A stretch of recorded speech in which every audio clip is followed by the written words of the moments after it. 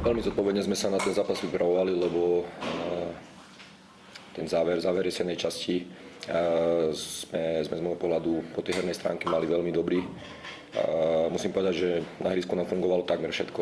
Aj v prvom polčase do 10. 15. minúty s vystúpením alebo vyťahovaním hráčov supera z obrannej línie sme pri možno trošku lepšej tej predfinálnej fáze mohli ísť 3-4 krát sami na bránu. Koniec koncov z toho vznikla aj tá prvá šanca z podobnej situácie, kedy samo nastrelil Brno a inkasovali sme z gól z ojedinelej situácie po myslím, že Teči našho stopera, čiže trošku smolný moment. Ale to, akým spôsobom sa to mužstvo prezentovalo proti aktuálnemu lídrovi tabuľky, že hostia ako v druhom polčase neprešli za polovicu ihriska, takže ako veľmi dobrý herný výkon. Len samozrejme potrebujete to podporiť gólmi a minimálne tá šanca gála, to sú proste veci, ktoré potom vás mrzia, pokiaľ ich nedáte a z toho pohľadu ma ten výsledok, hovorím, ešte raz mrzí, lebo ten záver jesene z môjho pohľadu sme mali fajn, ale ja tomu už to nemám čo vyčítať, len možno trošku taká je väčšia efektivita. Ale dnes sme mali všade o krok bližšie, to nastavenie toho týmu bolo výborné, tí chlapci na tom ihrisku nechali dušu a jediná vec, hovorím, je tá efektivita. Čiže sme sklamaní z výsledku, ale určite nie z predvedenej hry a môžete niekedy prehrať.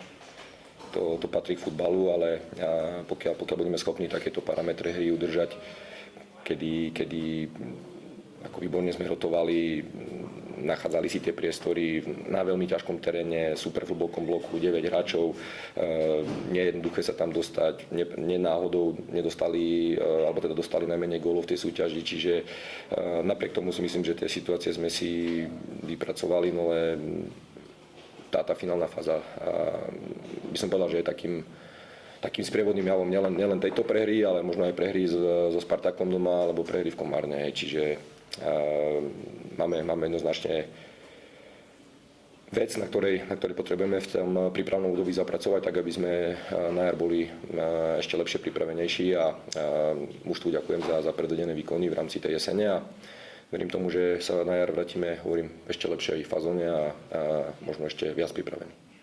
Ďakujem. Pán tréner, by som sa opýtal, teda napriek dnešnej prehre budete určite zimovať v tej top 6, ako teda hodnotíte tú jesennú časť? Nepozerám sa na to úplne tak, že či v tej hornej šestke budeme zimovať alebo nie. Proste pre mňa je kľúčový každý den zápas, do ktorého nastupujeme a nastupujeme do neho proste s cieľom zvíťaziť a musím povedať, že rozdelil by som to na také dve časti, tú celú jesennú časť, že v tom úvode sme nejakým spôsobom sa nám formovala základná zostava s tým, že v rámci leta nám odišli z osy dvaja hráči, či to bol Koštrna, Smekal, alebo proste sa nám zranil Šimon, Faško a logicky, pokiaľ vám z toho ihriska odídu traja hráči, tak chvíľku to potrebuje si to sadnúť.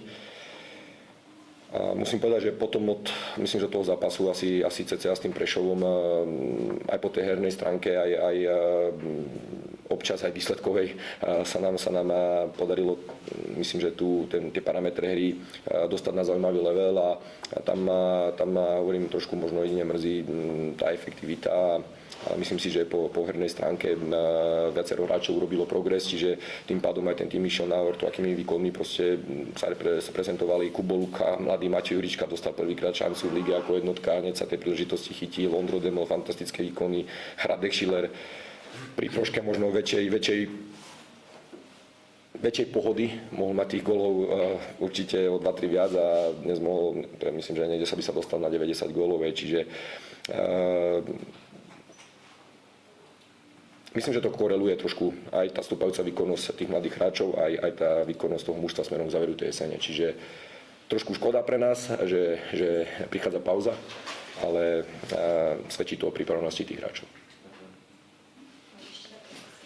Ja by som sa spýtal ešte, dneska ste dostali Dunajskú stredu pod obrovský tlak. Očakával si ty takýto priebeh? hlavne v druhom polčase samozrejme. Tak my sme vedeli, že proste ja som to aj chlapcom hovoril, aj podľa štatistík, podľa XG, podľa expected points, proste ten super mal byť na prvom mieste. A vedeli sme, že nás nič ľahké nečaká, ale hovorím, veľmi zodpovedne sme sa na ten zápas pripravili, či mentálne, alebo takticky a musím povedať, že hovorím, ten výkon, myslím si, že to, čo sme na tom ihrisku videli, bolo to, čo Podbrezová dovolila Dunajskej Strede dnes a Podbrezová hrala výborne, bohužiaľ proste body dnes nezískala, ale tak to niekedy je. Nedali ste gól, len rohov ste to úplne 12 na tvojom úslu. Z čo štandardkom sa Tak veľakrát je to o tom, či v tej finálnej fáze proste aký spôsob riešenia voliť, alebo aký kľud z toho pohľadu. Veľakrát tie situácie my v tej 16-ke predržíme a dáme superovi možnosť blokovať tie strely. Z toho vzniká väčší počet tých štandardných situácií a čo sa týka priamo tých realizácií, tak nie je pravda, že z toho nedávame nejak extra veľa gólov, ale niekedy je to o tom, akým spôsobom to realizujeme priamo pri kope, v tej druhej fáze na druhej strane, akým spôsobom tí hráči do toho pokutového zemia idú, s akým nasadením, s akou ochotou proste z tej štandardky skorovať, ale je to opäť jednoznačne priestor na to, kde sa máme možno zlepšiť a pre nás ďalší taký point do toho prechodného obdobia teraz.